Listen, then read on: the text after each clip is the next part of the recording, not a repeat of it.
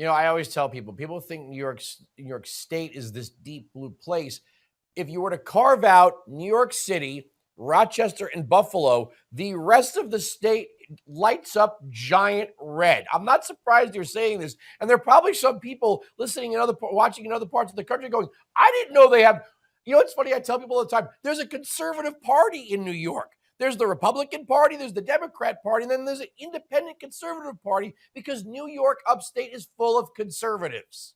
Absolutely. And, listen, I think Congresswoman Stefanik said it the best the other day. She said that 100% of New York sanctuary policies are dangerous and disrespectful to law abiding citizens and crime victims.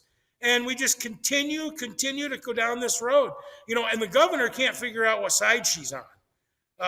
One day she's, we need to clean up the mess in the migrant situation. And then the next day, she's all for it. Like today being at what I call this Hollywood sideshow in New York City, which is a joke and disrespectful to every member of the NYPD, disrespectful to law enforcement across the state of New York and America. And it's a shame.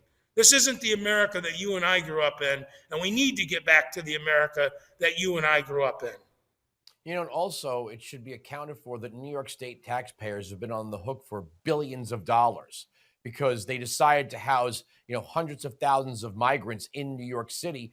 And by the way, when we talk about border states, let it be known that there are people that are exploiting the Canadian border as well. Absolutely. New York is a border state. Matter of fact, Tom Homan is from one of those border counties in northern New York. Listen, the New York State budget was $254 billion this year. And I think around 8 or 9 billion in the last two budget cycles total have went towards the migrant crisis. And the money that has been spent in New York City is just astronomical.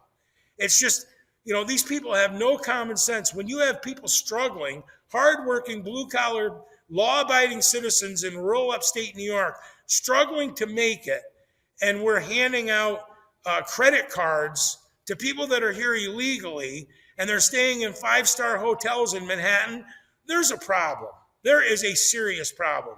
There's no common sense. There's no leadership. It's time to change that. And I tell everybody I talk to, I don't care if you're a Republican, Democrat, conservative, or liberal, if you love this state and you really want to do something good for it, vote for change in the next election.